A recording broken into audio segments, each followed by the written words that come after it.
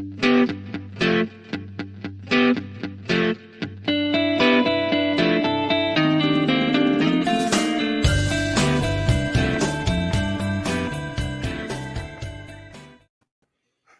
and welcome to the SEO podcast, Unknown Secrets of Internet Marketing. My name is Chris Burres, one of the owners at EWR Digital.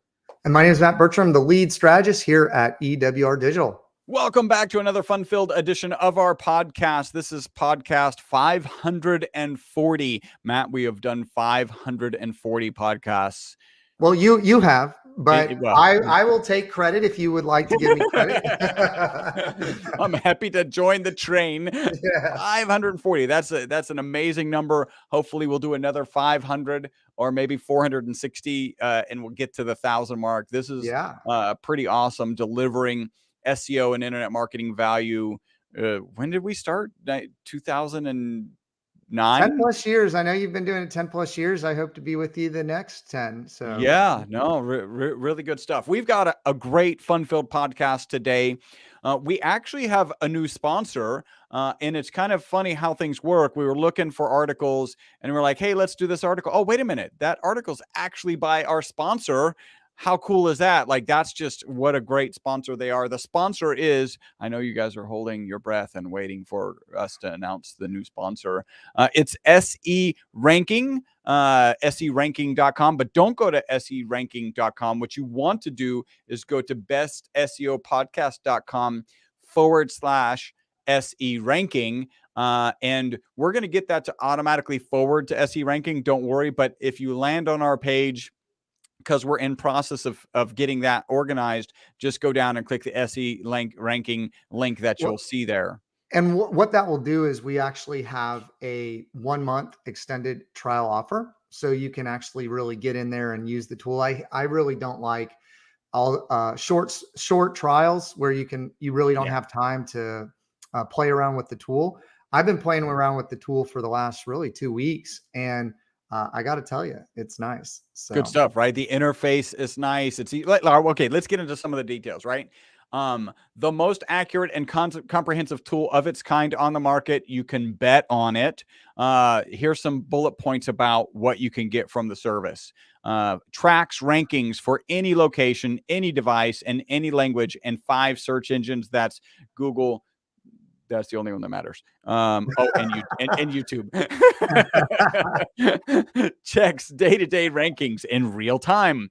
Monitors Google Maps results and 35 SERP features for any keyword. Like, you want to know if you're getting the knowledge graph or Google Maps. Gathers data on both organic and paid search activities. That's obviously a must. Provides SERP snapshots. We store search engine result pages that the system got while checking the rankings, so you can actually go back and check rankings from a historical perspective. And then this is interesting. Users, so like users of the software of SE Ranking, can tag or a group. They can leave comments. This is so that an organization that's got multiple people with their fingers in the SEO pie can all, like, hey, let's fix this, let's do that, can communicate at least about SEO inside of that framework. Again, normally you get a 14-day free trial. We thought that was not long enough. We twisted their arm a little bit and used this link to get that 14-day trial extended to 30 days. That's bestseopodcast.com/SE Ranking. Again, if that doesn't go directly to SE Ranking, we just assigned it recently, then just scroll down. When you see the SE Ranking logo, click it, and you'll be right there. And what I'll tell you is this tool is about half the cost of some of the other tools out there. And they've really rethought or reimagined what you need in analytics. And so not only do I love the user interface, I do like setting up the projects in there. I do like the competitor analysis. There's some really nice features. Really, I know Uber Suggest and some other ones out there have had some issues recently. And so I didn't mean to mention any names, but I think that this is a great tool to look at half the cost. And also from a ranking standpoint, it updates the data daily, and you can target certain geographic locations without using like a location-based word. So I really like it. And really, this is a Ukrainian company, and That's nice. Yeah. yeah, to kind of support what's going on there, I thought this would be a great sponsor. So That's just an excellent bonus, right? And actually, when you get to their get to their page, it talks about supporting Ukrainians, and these are people in the Ukraine working, and yeah, that's yeah, just yeah. awesome. So yeah, well, Excellent. Happy cool. to have a new sponsor. You know what else I'm happy about, Matt? What? We've got a review. All right, Yes, and this one is from you. You want me to read it? You want to read you it? read it. All right. This one is from You're a better Michael. reader than me, Chris. This is from Michael Ogg. It says, and this is obviously one of our EWR clients. I've been a mortgage broker / banker for almost 30 years and a client of EWR for the past 3 years. By the way, sometimes it takes 3 years to get somebody to leave a review. That's just how it goes. We highly suggest that you continue through your efforts and make sure they get you a review. I've always been a strong believer in branding and marketing, and I've tried everything from billboards, radio to TV ads. Before I met Matt, oh, that's why you wanted me to read it. Like you don't No, want to be talking. Before I met Matt and his team, I was spending $8,000 per month on Google ads. At our first meeting, Matt told me to give him 6 months. And in that time, they built our new website and got us to the first page of the most difficult keyword search. Needless to say, we aren't spending $8,000 with Google ads anymore. Although you're probably ramping that back up because that's what tends to be when a business is going. But I'll let you respond to that after I finished. Almost 6 months to the day, our phone started ringing, just like Matt promised, and it's only increased since that day. If you are looking for a company that talks a good game and can back it up, then EWR is who you should call. These guys are the real deal. Man, patif to you, Mike. Yeah. Really appreciate you taking the time. I know it's 3 years later, but taking the time to leave a great review for us. Yeah, no, that account has a lot of times people come on with us to kind of test it out. They probably tried internet marketing before. They know it works, but it hasn't worked for them. And really, we commit to a strategy, and then we deliver out on that strategy. And typically, we add on a number of other services. So with this client, not only have we expanded outside of Houston, we're across Texas now, and we're actually moving multi-state with their business and some of the strategies we have in place. So great review. Really appreciate it, Mike. Yeah, he's a fan. So yeah. And he's with the right organization, because to be totally frank, working on search engine optimization in your local area and then expanding it to other areas is not just absolute cookie cutter. There are processes that you need to do. It's not copy paste. You've got to do it the right way to make it succeed. Yeah, no, multi-location. We specialize in SEO local and multi-location for sure. So it all starts with the foundation of the website, and then you keep adding on layers from there. There's a lot of great opportunities too with other social media platforms. I know typically Google and Facebook is where the majority of the money goes, but there's a lot of other platforms depending on your niche that you should really consider looking at. That is a little bit more long tail, a lot more targeted, and you can get some great results. Because I think the saturation right now on the paid side of things is pretty heavy. Really excited again about Web3 and the next layer and new opportunities, because it's all about getting in front of people with attention. That's the business model for the Web2 Titans. So yeah. Excellent. All right. Well, patif to Mike. Let's hop into this article. We're actually going to break this article, and again, it is from SE Ranking. Let's break this article into 2 pieces. Title: 5 design tips to create landing pages that convert. With examples. Obviously, we're not going to be able to show you the examples. Most of the people who consume this podcast actually listen to it. So this is going to be on how to create landing pages that convert. Yes. That we're going to kind of talk about the first part of the article there, and then the second portion of it is going to be an add-on where we're going to go into the 5 design tips. So It's really comprehensive enough up front, and frankly, getting landing pages right is such an important piece of your kind of internet marketing experience. And we're talking about straight up landing pages, strip out everything, have one focus. Most of us have heard about it. Most digital marketers haven't actually done it, and this is something that we do. So let's jump into this. So a landing page has been specifically designed for a prospect to land on. Of course, the user is referred specifically to this page by clicking on a CTA, some sort of call to action that's either in an email, an ad, or through another channel. The purpose of creating an effective landing page is to increase a conversion rate, whether that means generating more leads, more direct sales, more downloads, or signups.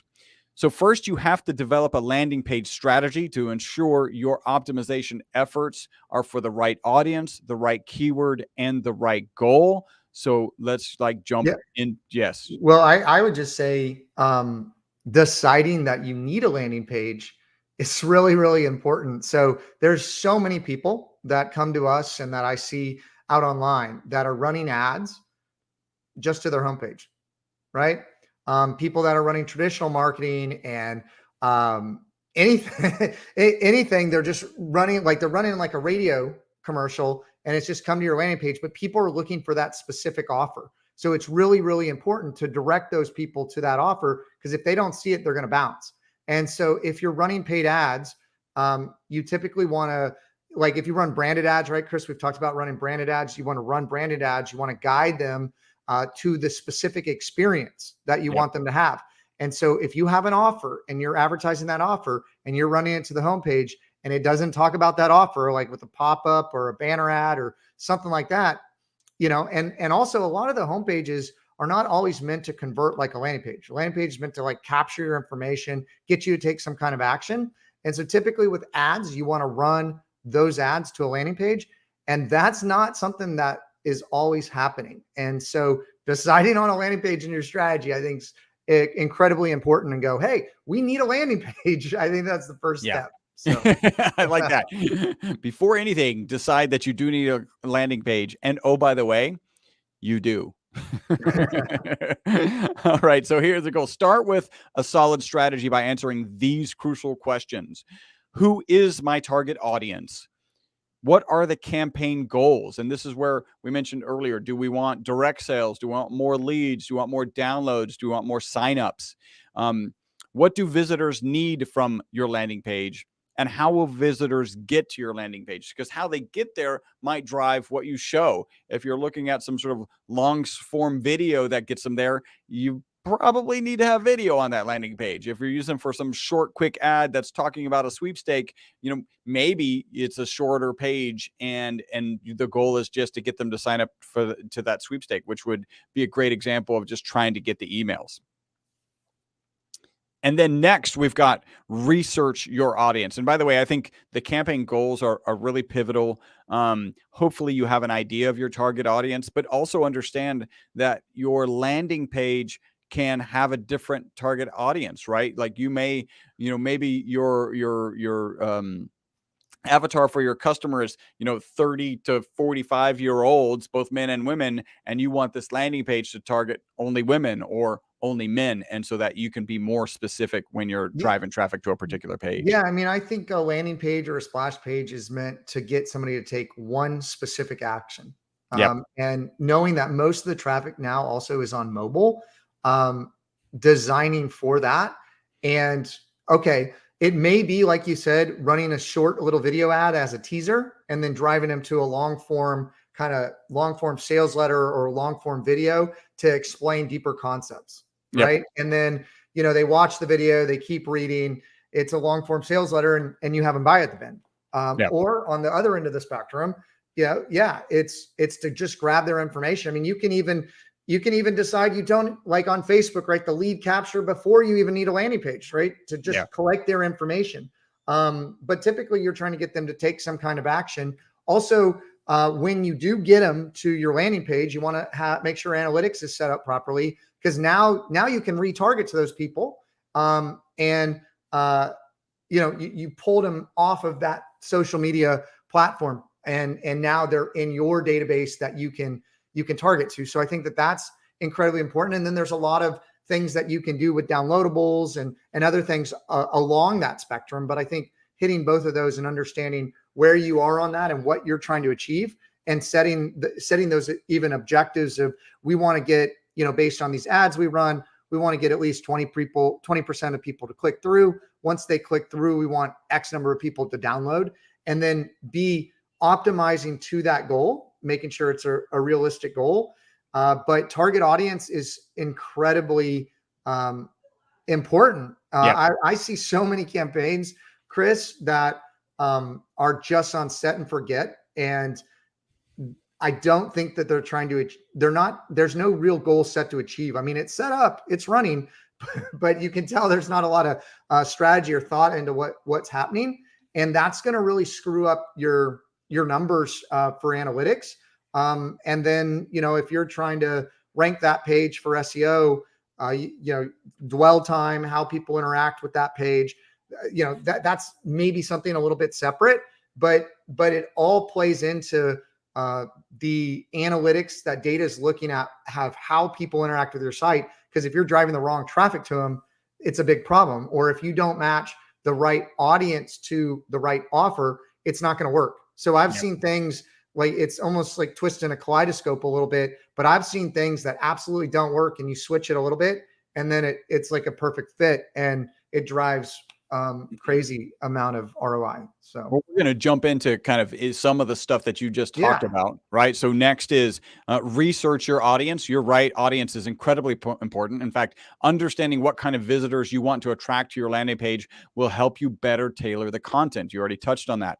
They will influence different aspects of your campaign, they being the audience, the kind of CTA you might use, the descriptions you might provide, whether you should add special elements like images or videos. We kind of touched on this already. Your tone, your approach, your brand's look and feel is going to be dependent on your target audience, and even more specifically for the target audience for that particular landing page.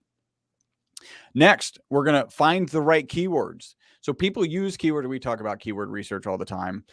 People use keywords to define what they're looking for. Never underestimate the power of keyword research. I feel like anytime I see that type of sentence, I'm going to highlight it and I'm going to repeat it because the keyword research is so important. The keywords should be aligned with the product or service you're offering so that you get better conversions. That's what you really want to have in terms of alignment. It's always a good idea to check what kind of ads are already ranking for your target keywords, since this will help you understand the needs of your target audience and track your competition and see how well they're addressing it. Like there is the understanding for us in the SEO world, this may not be true in a lot of kind of other worlds, that when you do a search and you see what Google ranks organically, that's actually what the visitor interacts well with. Somebody who searched that keyword, if they go to the first two links and they bounce real quickly, Google's going to remove them from the first and second position. If they stay, then that is the right content. That is the intent of that particular keyword. And I know that's an additional subject, but I don't know if you have anything else to add. Yeah, I always have a few things to add. But no, I think that how that person is interacting with that page is, even from an SEO standpoint, like one of the most critical things that Google's looking for. And the search intent of the keywords is absolutely important. You can typically see that by looking at the CPC of that keyword in some of these tools like SE rankings, right? When you log in, to be able to look and say how much people are bidding in AdWords for this tool, to give you an idea of search intent. But also it's important also to look outside of Google Search Planner and use tools like this, because there's a lot of opportunities for SEO and for paid ads for keywords that maybe someone's not bidding on, and to find those hidden jewels, right? But what someone does once they get to that website when you're searching for those keywords is incredibly important. And again, the right message, the right offer, the right landing page is absolutely key to this. And whenever you're running ads, you want to really think through that customer journey and figure out where is that person in the buying funnel. One of the things I've like totally noticed recently, Chris, is we've been focused a lot more on sales recently because we've been just building up a team and just really focus on the processes. And typically it was just really organic, like whoever was coming to us or referrals of work we did. But we've recently started to focus on sales. And what I've seen in the sales process is we have great testimonials. We have great case studies, right?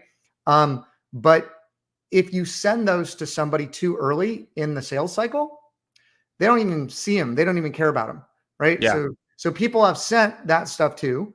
After talking to them, they ask for it again after they've already decided they're going to go with you and they're ready to now go, okay, I need references.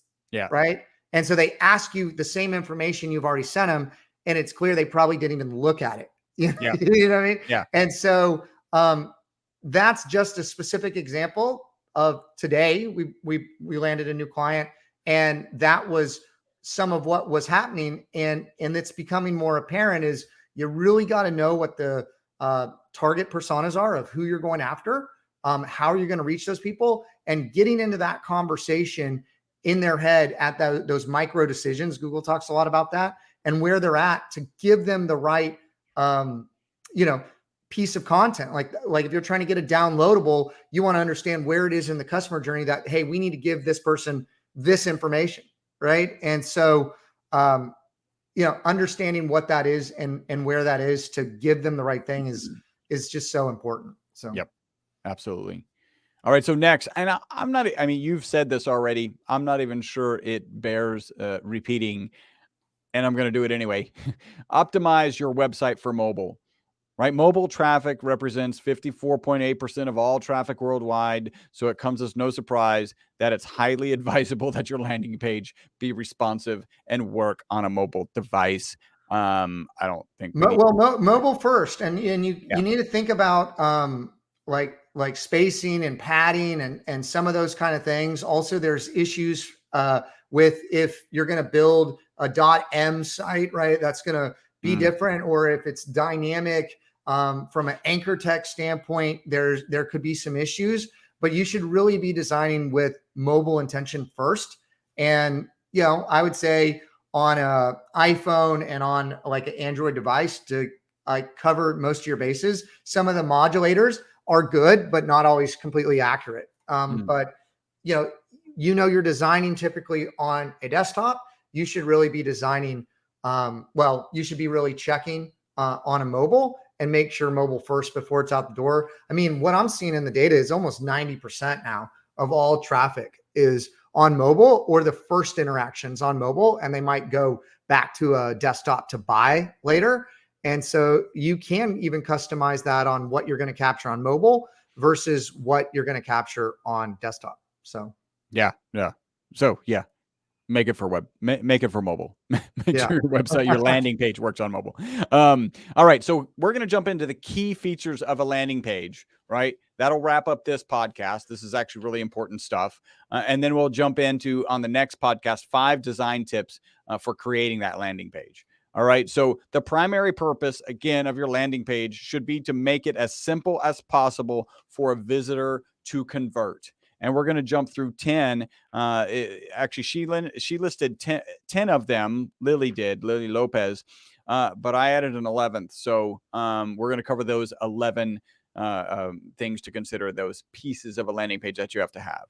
So one is consistent branding and color, right? Color psychology can be applied to your brand logo, your website, or your blog, but can also go to your landing page. And one point that she makes is save bright color pops. Or just contrasting color pops for elements such as CTA buttons to make them stand out.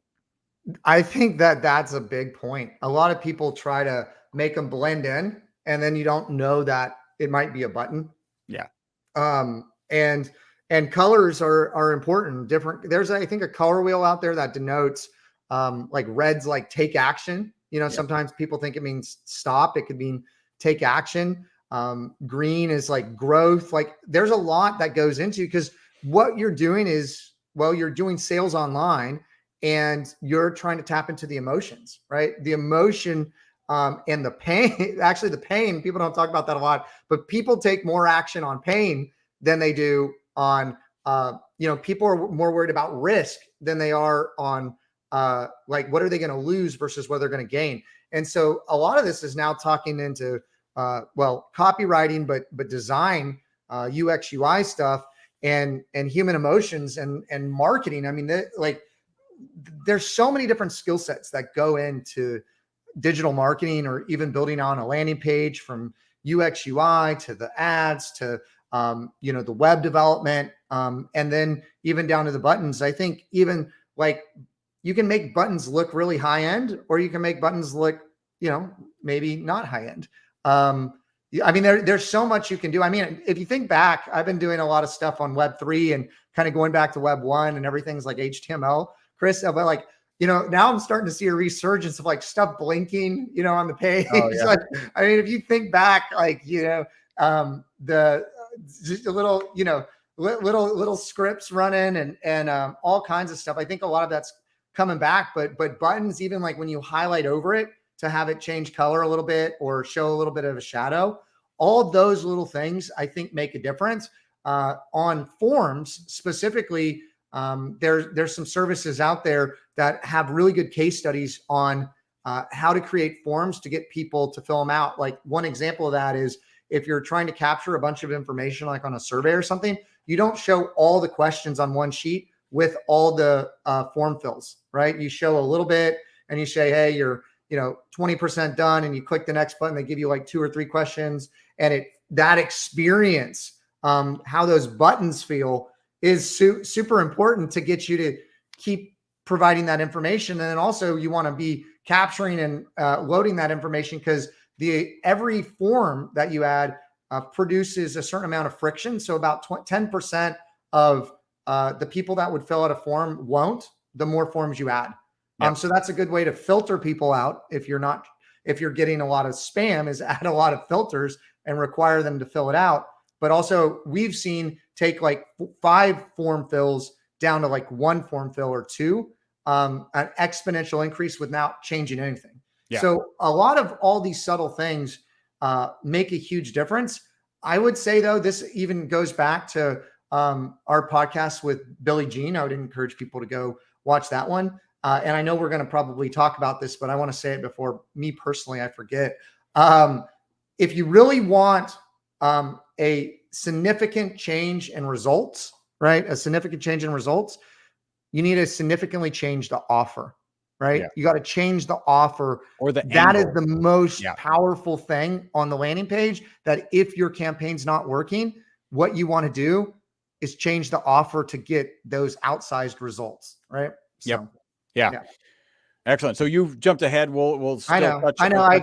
I wanted to just make sure, because I felt like that was like a little pro tip in there that I like it. Forget. So. All right. So number 2, clear and compelling headline. You've got less than 15 seconds to grab a person's attention. The headline is probably the most important thing you will write. It should be memorable, clear, and solve the problem your visitors care about most. I'm in some groups where copywriters will spend 80% of their time writing the headline, tweaking the headline, even testing the headline, maybe with a paid ad. Because look, the reality is, if the rest of your copy and your offer is the right thing, but you can't get them to read more, or even the subheading, then it's not worth it. Like, you got to get that right. That's actually what I was going to say as well. And that's what all the copywriting books talk about. I'm a big fan of like Dan Kennedy. I mean, the headline is the key. Yeah. The headline's the key to get them interested, to show them the rest of the copy. I would even say it's less than 15 seconds. I think Microsoft did a study years ago that was like the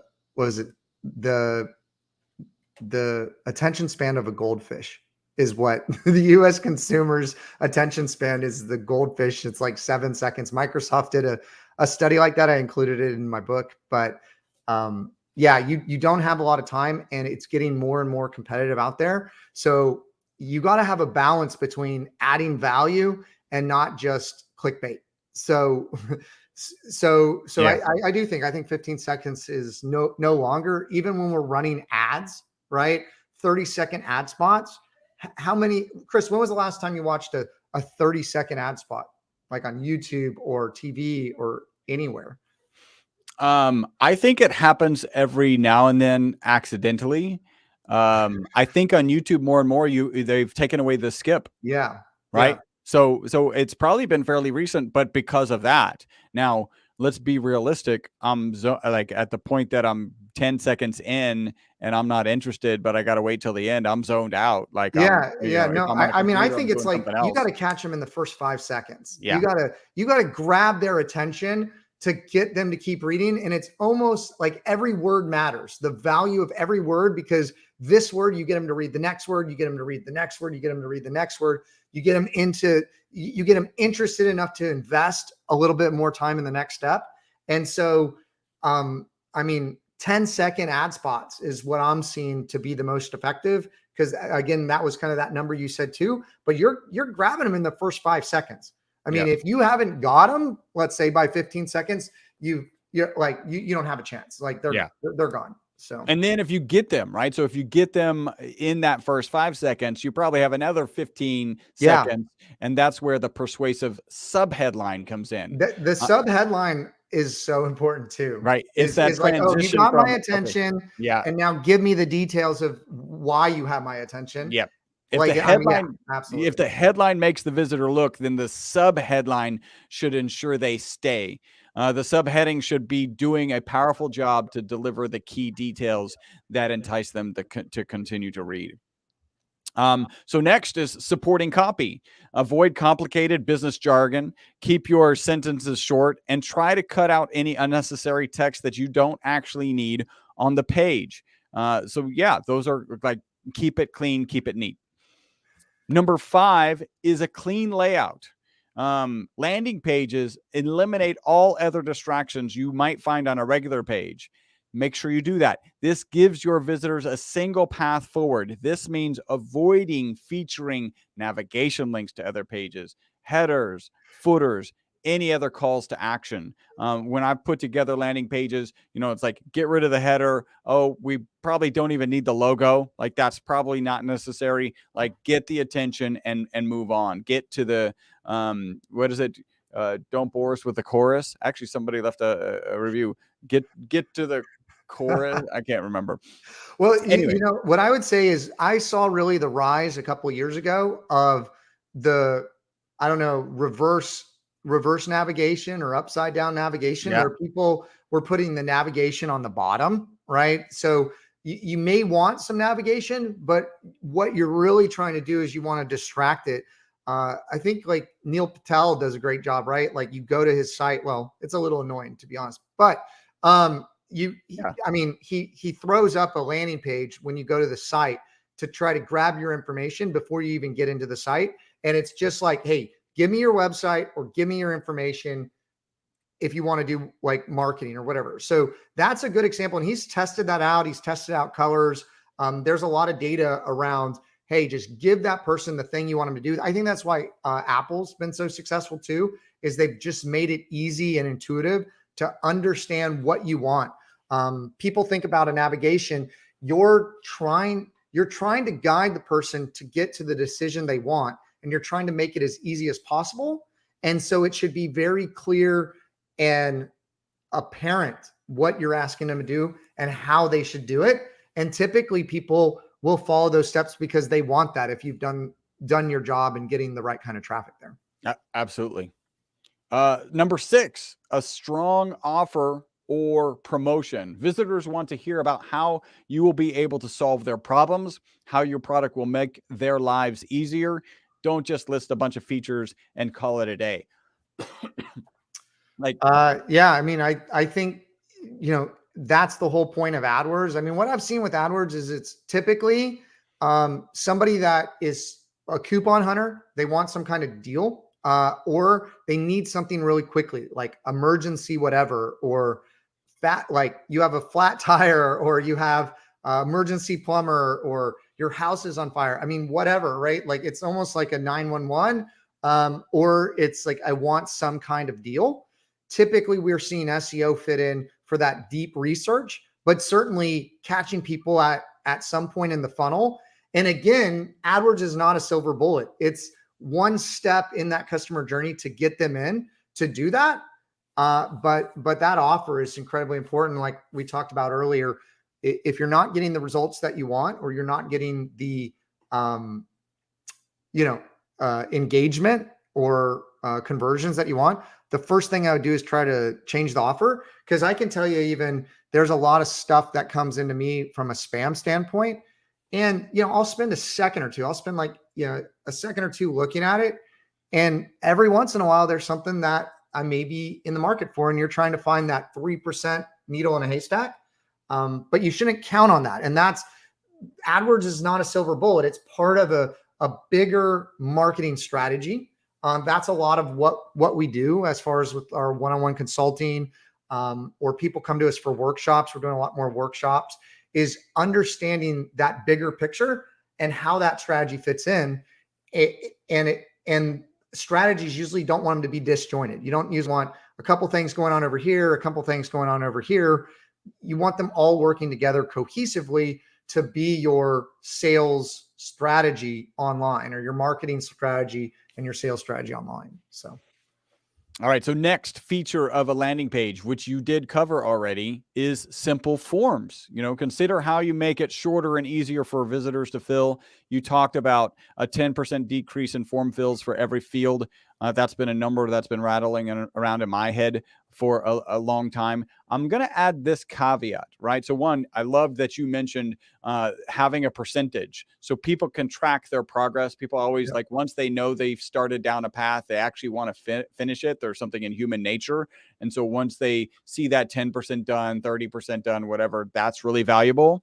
But one caveat to making a form shorter is when you understand that a short form can't accomplish what you're trying to accomplish, right? So if you have, let's say, get your free auto quote, right? And you ask for their name and email, people tend not to fill that out because they kind of understand I can't get a quote from a name and an email, right? I actually have to give some details, like how old my car is, what kind of car it is. So we have seen situations where the longer the form is, the more appropriate it is to what you're trying to accomplish by filling out the form. So you do, there are situations where you don't want to get it too short. Yeah. Yes, I agree. All right. Next, direct call to action. While CTA buttons like learn more or get started can work, they're also pretty vague. You want to spend some time making, this is kind of like the opposite end of your headline, right? The headline is important so that people continue to read. And then you really need to focus on your CTA so people actually take that action. Something like buy now. Amazon has probably tested it, and check out now. I'm sure they've tried. If buy now works for Amazon, it's probably right. You could do secure your supply. If the text right above it is saying, "Hey, we're about to run out because of supply chain demands," secure your supply. Those, spend time on that actual CTA. This would be the thing that after the headlines, where I would spend the most time on changing stuff around, is the offer. As well as the call to action. Also, just a quick tip, putting learn more everywhere on your site is not the right next step. Right. You need to think through it. It impacts anchor text for SEO. So that could be an issue. It needs to be more descriptive of what you want them to do, right? Get started now is maybe better. Find out more about SEO services or whatever, right? The specific. Yep. The anchor text is supposed to lead them to understand what is that next step you want them to take. And get started, learn more is pretty kind of standard explicit, but there's a lot of data out there. We should put together a case study. There's a lot of data out there on buttons. But the tough thing is some of the buttons work better for different industries, and also geolocated, based on dialects and different things like that. We've seen even different areas of the country, the same ad with a different CTA works better. Yeah. And I think it has something to do with how familiar people are with brands. Okay. So how familiar are they with your brand? The better the ask you can get. Right. Yep. And also too, when we're running these ads, the stronger the offer needs to be as more time goes by. You typically want to, the biggest thing that I've found with running ads and landing pages is people think that these are just golden leads that they can call them whenever and they're going to be just ready to buy and they're waiting. All right. And I think the data is saying 7 minutes. Okay. Typically when someone calls to get them, because they're in that mindset, you got 7 minutes to capture them and to get something like that going, you know? Yeah. And so the call, and it probably has to do with what I spoke about earlier, is that path, that knowing that you're on some path.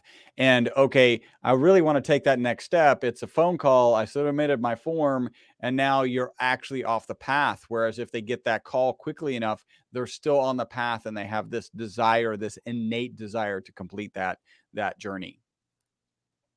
All right, so next is rich media. So you want visual content. It's an essential component of a landing page, at least one that's going to work. You want your images. They should be large, relevant to your product or service, and of course, high quality. Also not mentioned here, but really a big part of what we're going to talk about next time is actually video content and how to lay out video content. And that would fit into rich media. And then finally on her list, reviews and social proof. A testimonial or review, she writes, can help potential customers feel reassured while visiting your landing page. I actually put an X through can help. I put like, it does help. Like there's data on this. So like reviews and social proof, I feel like she just didn't give enough weight to this. Reviews and social proof are everything, right? They're like, you know, you've got your headline or your sub headline, so they get it. You address the problem, and then that's going to be a couple of things that I add in terms of how you address the problem. But then you're like, okay, you may have this solution, but do I trust you? Well, yeah, go out there, get Google reviews, get Instagram, Facebook posts, get YouTube videos.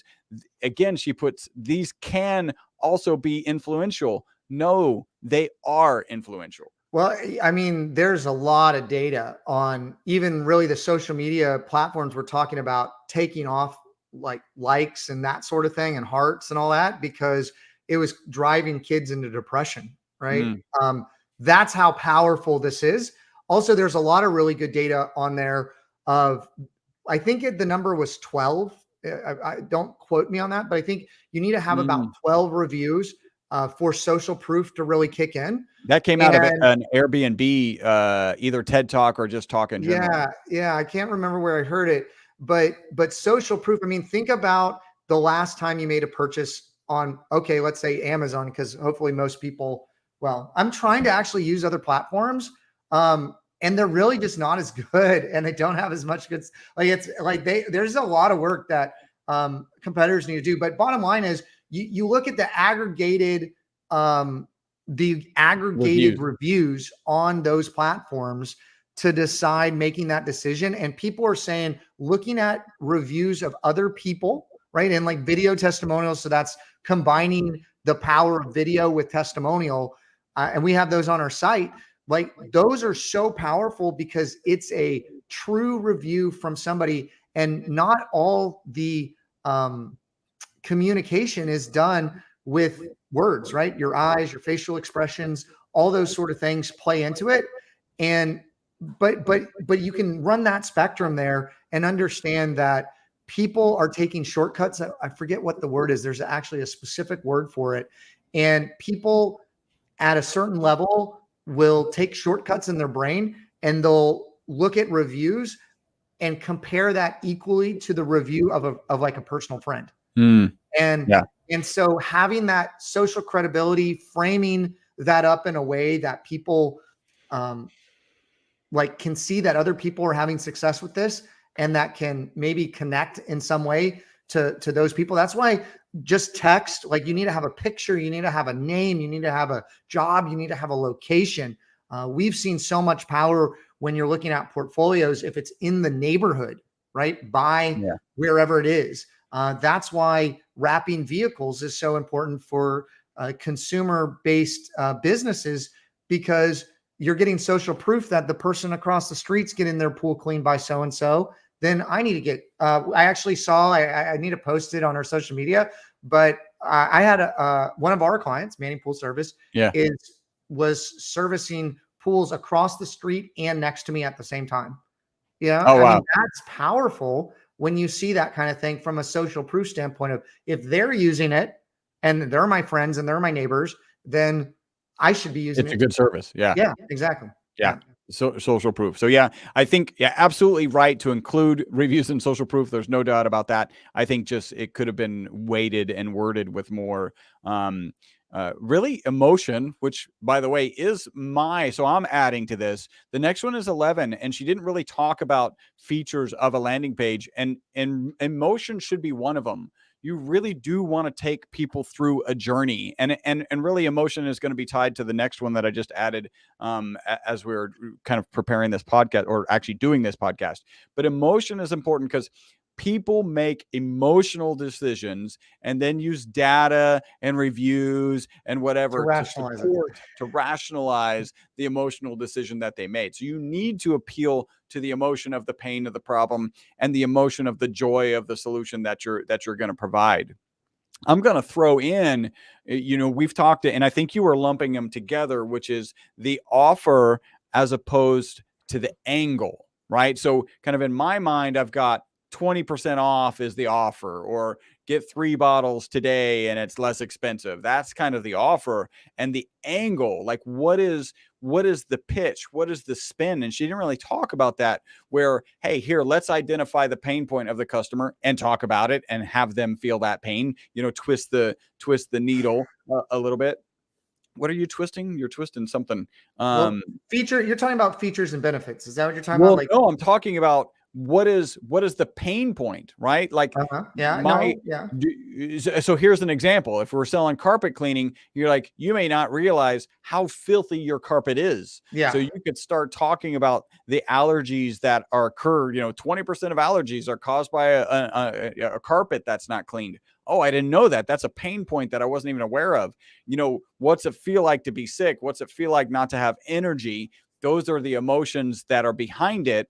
Those might not be exactly emotions, but you see where I'm going. And then, okay, now to wake up and take a deep breath and feel refreshed in your own room, right? That creates an emotional connection. And that's not the offer, right? The offer is, okay, well, we'll come clean your service and you get 10% off, and you can schedule it, monthly or whatever the right time frame is. So that's kind of the angle that really is very important. Throw that emotion with that angle, and then have a powerful offer to kind of hit the home run.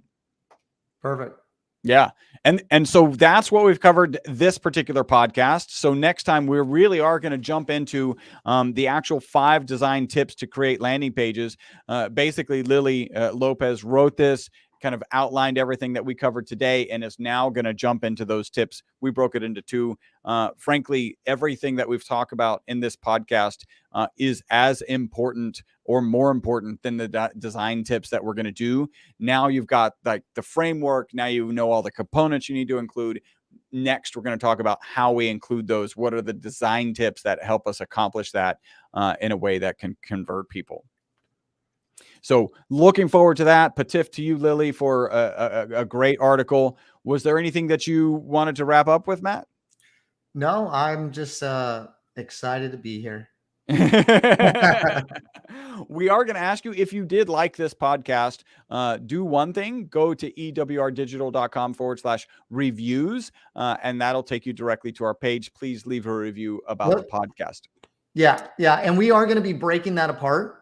Chris, we're really trying to separate, I guess, church and state as far as EWR goes and the podcast. And those are going to continue with the teams that we've hired to continue to go in separate directions. And so we have created some new handles for Best SEO Podcast. And so right now, I believe that will still work, but just know as we move forward, guys, we're trying to keep them separate. I think agency is phenomenal. I think the podcast is phenomenal. They just do very different things, and we're building separate teams for both of those things. And to we improve are both. hiring in a lot of different areas. So we have some job postings out there. We're going to be putting more up. If you have a lot of experience, we're looking for account managers. We're looking for off-page SEO experience. We're looking for onboarding. We're looking for analytics. We're actually looking for a content coordinator. So we have a lot of roles open. So I would encourage you to check out our website, reach out to us, let us know if you're interested. We do have a fully remote team. We have an office here in Houston. We do a lot of videography and client meetings out of there, but from the day-to-day since COVID, we've just never really gone back to the office and have created a culture where a lot of our team members are traveling all around the world and being able to be a digital nomad. And it's I think it's working. A really great environment. So yeah, if you're anywhere and you speak really good English, I think that's one of the main requirements. We'd love to talk to you. So yeah, absolutely. And that you already covered, like, if you want to work with EWR Digital, then you can just go to ewrdigital.com and set up a free consultation. We got a big green button, I think, up in the corner. We would love to do a 20-minute consultation with you. If you go to that page, it'll explain to you kind of our process and how we work. We don't typically just jump into it with a client. We want to assess some things, do some audits, do some consulting, do some workshop, make sure we have the right strategy for you to make sure that we'll hit a home run. The number one thing that we promote internally is we'll not take on a client unless we know we can deliver. We don't need the business. We're focused on a lot of our own projects, but if you come to us and we can help you, we will tell you that. If we can't, we will tell you that as well. And that's, I think, one of the really powerful things about our service is we know what works and what doesn't, and we'll tell you kind of like we see it. I can be wrong. Okay. So we did take on a client where they signed like a documentation that they were selling Play-Doh. Okay. We're typically working with like enterprise level businesses, right? And small business owners, home services, anybody that's B2C search volume. But I did have, this was a friend of a friend come to us, and they wanted to sell Play-Doh, drop ship to you through Shopify online. And I didn't think it was going to work. Okay. You just thought the business fundamentally. I didn't think it was going to work.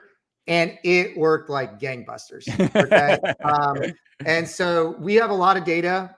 We see a lot of things. We can make good assumptions, but we certainly don't know everything. And that's one of the really cool roles about our job, is we get to see so many different kind of campaigns. And so if you're internally at a company and you want to shake it up, or you want a second opinion of whatever you're doing, reach out to us. bestseopodcast.com. We do have a consulting option. We can dig in, take a look at what you're doing, and give you our 2 cents. I think we have a lot of value. But speaking of 2 cents, I think we go back to what Mike said in his review at the beginning. Okay. If you're looking for a company that talks a good game and can back it up, then EWR is who you should call. These guys are the real deal. So again, patif to Mike. Anything else to wrap it up? No. All right. Thank you so much for tuning in. We really appreciate all of you out there. Until the next podcast, my name is Chris Burres. My name is Matt Bertram. Bye-bye for now.